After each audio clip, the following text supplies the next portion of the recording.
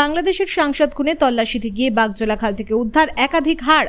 বাংলাদেশের এমপি খুনে ধৃত সিয়ামকে নিয়ে সিআইডি ভাঙড়ের সাতুরিয়া এলাকায় বাগজোলা খালে তল্লাশি চালাতে আসে। সঙ্গে আসে নৌসেনা এবং কলকাতা পুলিশের ডিএমজি টিম।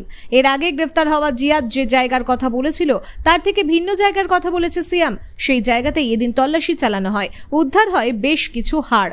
ধৃত সিয়ামের দাবি এগুলো বাংলাদেশের এমপি আনারের শরীরের হাড়, যদিও পুলিশের তরফ থেকে ফরেনসিক পরীক্ষা করা হবে।